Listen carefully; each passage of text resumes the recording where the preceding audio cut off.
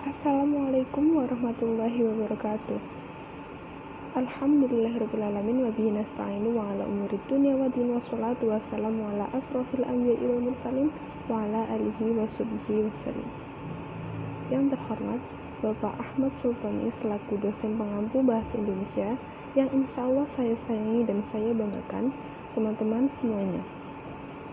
Puji syukur kehadirat Allah Subhanahu wa Ta'ala yang telah melimpahkan rahmat dan hidayahnya sehingga kita diberikan nikmat sehat sampai sekarang ini. Sholawat serta salam tercurah limpahkan kepada junjungan kita Habibana wa Nabiyana Muhammad Sallallahu Alaihi Wasallam. Perkenalkan, nama saya Isnan Khalifah yang bertugas sebagai moderator akan mengarahkan jalannya presentasi. Adapun anggota kelompok, yang pertama ada Hani Rusdianti, yang kedua ada Siti Rahmawati, yang ketiga saya sendiri Isnan Khalifah, yang keempat ada Hanif Maulazi, dan yang terakhir ada Setio Khairul Anas. Kami akan mempresentasikan tugas bahasa Indonesia yang bertemakan dengan pengertian kata, frasa, dan kalimat, beserta contohnya, pengertian kalimat efektif, ciri, dan pengertian diksi, serta syarat dari diksi. Untuk pemateri yang pertama, yaitu Hani Rusdianti, kami persilahkan. Terima kasih kepada moderator yang telah memberikan waktunya kepada saya. Jadi di sini saya akan sedikit menjelaskan tentang apa itu kata, apa itu frasa, dan apa itu kalimat. Yang pertama yaitu ada kata. Kata adalah satuan bahasa terkecil yang dapat berdiri sendiri. Contoh dari kata diantaranya yaitu 1 matahari, 2 buku, 3 pintu, dan 4 gelas. Selanjutnya ada frasa. Frasa adalah dua kata atau lebih yang bersifat non-predikatif. Contoh dari frasa diantaranya yaitu ada bermain kelereng, mawar merah, seragam sekolah baru, ayam bakar, mencuci tangan dan kaki. Selanjutnya ada kalimat. Apa itu kalimat? Kalimat adalah gabungan beberapa kata yang sedikitnya mengandung subjek dan predikat. Contoh dari kalimat diantaranya yaitu ada minggu depan aku dan keluargaku akan pergi ke pantai. Yang kedua, ayah mencuci sepeda motor. Yang ketiga, Dina tinggal di Purwokerto. Yang keempat, bagaimana kabarmu hari ini? Yang kelima, tolong jangan teriak. Terima kasih. Selanjutnya, waktu kami kembalikan ke moderator. Terima kasih untuk pemateri yang pertama. Selanjutnya, untuk pemateri kedua dipersilahkan. Ya, terima kasih kepada Mbak Moderator. Di sini saya akan menyampaikan materi tentang kalimat efektif dan ciri-ciri kalimat efektif. Kalimat efektif dapat diartikan sebagai susunan kata yang mengikuti kaidah kebahasaan secara baik dan benar. Tentu saja karena kita berbicara tentang bahasa Indonesia, kaidah yang menjadi patokan kalimat efektif dalam bahasan ini adalah kaidah bahasa Indonesia menurut ejaan yang disempurnakan EYD. Ciri-ciri kalimat efektif. 1. Kesepadanan struktur. Hal pertama yang harus diperhatikan adalah kelengkapan struktur dan penggunaannya. Inilah yang dimaksud dengan kesepadanan struktur. Ada beberapa hal yang menyangkut ciri-ciri yang satu ini. Yang pertama, pastikan kalimat yang dibuat mengandung unsur klausa minimal yang lengkap, yakni subjek dan predikat. Yang kedua, jangan taruh kata depan atau preposisi di depan subjek karena akan mengaburkan pelaku di dalam kalimat tersebut. Contoh kalimat efektif dan tidak efektif. Contoh kalimat tidak efektif, bagi semua peserta diharapkan hadir tepat waktu. Contoh kalimat efektif, semua peserta diharapkan hadir tepat waktu. Yang ketiga, hati-hati pada penggunaan konjungsi yang di depan predikat karena membuatnya menjadi perluasan dari subjek. Contoh, kalimat tidak efektif yaitu dia yang pergi meninggalkan saya. Contoh kalimat efektif yaitu dia pergi meninggalkan saya. Yang keempat, tidak bersubjek ganda. Bukan berarti subjek tidak boleh lebih dari satu, namun lebih ke arah menggabungkan subjek yang sama. Contoh, kalimat tidak efektif yaitu adik demam sehingga adik tidak dapat masuk sekolah. Contoh kalimat efektifnya, adik demam sehingga tidak dapat masuk sekolah. Yang kedua, kehematan kata. Karena salah satu syarat kalimat efektif adalah ringkas dan tidak bertele-tele, kalian tidak boleh menyusun kata-kata yang bermakna sama di dalam sebuah kalimat.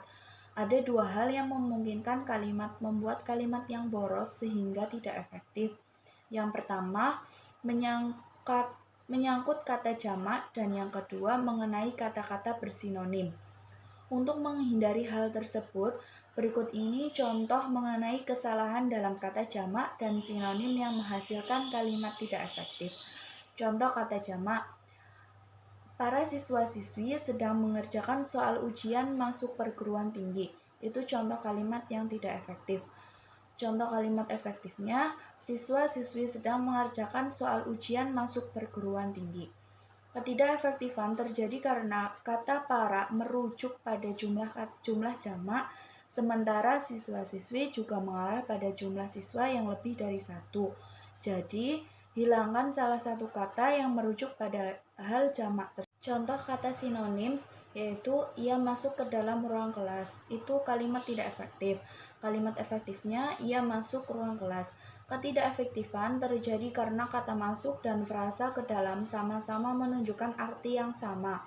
Namun, kata masuk lebih tepat membentuk kalimat efektif karena sifatnya yang merupakan kata kerja dan dapat menjadi predikat.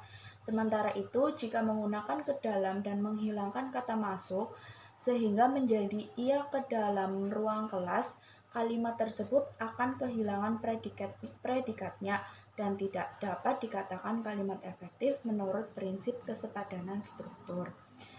Dan saya kembalikan kepada moderator. Terima kasih untuk pemateri yang kedua. Untuk pemateri yang ketiga, dipersilahkan. Ya, dilanjutkan kepada ciri-ciri yang ketiga, yaitu kesejajaran bentuk. Ciri-ciri yang satu ini menyangkut soal imbuhan dalam kata-kata yang ada di kalimat. Sesuai kedudukannya pada kalimat itu, pada intinya kalimat efektif haruslah berimbuhan paralel dan konsisten. Jika pada sebuah fungsi digunakan imbuhan selanjutnya imbuhan yang sama digunakan pada fungsi yang sama. Contoh, untuk kalimat yang tidak efektif, hal yang mesti diperhatikan soal sampah adalah cara membuang, memilah, dan pengolahannya.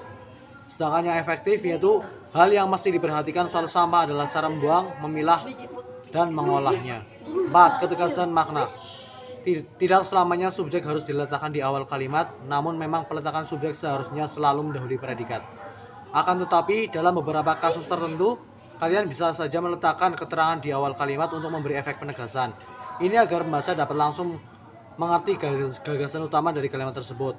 Penegasan kalimat seperti ini biasanya dijumpai pada jenis kalimat perintah, larangan, ataupun anjuran yang umumnya diikuti partikel lah ataupun. Contoh, kalimat yang tidak efektif. Kamu sapulah lantai rumah agar bersih. Sedangkan yang efektif, sapulah lantai rumahmu agar bersih. Yang kelima, kelogisan kalimat. Ciri-ciri kalimat efektif terakhir yang amat krusial yang menyangkut kelogisan kalimat yang kalian buat. Kelogisan berperan penting untuk menghindari kesan ambigu pada kalimat. Karena itu, buatlah kalimat dengan ide yang mudah dimengerti dan masuk akal, agar membaca dapat dengan mudah pula mengerti maksud dari kalimat tersebut. Contoh kalimat tidak efektif. Kepada bapak sekolah, waktu dan tempat kamu persilahkan. Yang efektif, bapak kepala sekolah dipersilahkan menyampaikan pidatonya sekarang. Terima kasih. Terima kasih untuk materi ketiga. Selanjutnya, materi yang terakhir, dipersilahkan. Ya, oke. Terima kasih kepada moderator. Di sini saya akan menjelaskan tentang diksi. Pengertian diksi. Diksi adalah suatu pilihan kata yang tepat dan selaras dengan penggunaannya dalam penyampaian sebuah gagasan atau cerita, yang meliputi gaya bahasa, ungkapan, pilihan kata, dan lain-lain, sehingga didapatkan efek sesuai dengan yang diinginkan. Persyaratan dalam ketepatan diksi menurut Gorsh-Keraf. Ada beberapa persyaratan dalam ketepatan diksi, diantaranya 1. Penggunaan kata konotasi dan denotasi secara cermat. 2. Penggunaan kata sinonim atau hampir sama maknanya secara cermat. 3. Dapat membedakan kata-kata yang memiliki ejaan yang mirip. 4. Penggunaan kata kerja pada kata depan harus secara idiomatis. 5. Harus dapat membedakan kata khusus dan umum dalam tulisan atau pidato agar ketepatan diksi terjamin. 6. Memperhatikan pemilihan kata yang tepat secara berkelanjutan dalam suatu tulisan ataupun pidato. Sekian dari saya kembalikan ke moderator. Sekian presentasi dari kami, kurang lebihnya kami mohon maaf. Wabillahi taufiq wal hidayah. Wassalamualaikum warahmatullahi wabarakatuh.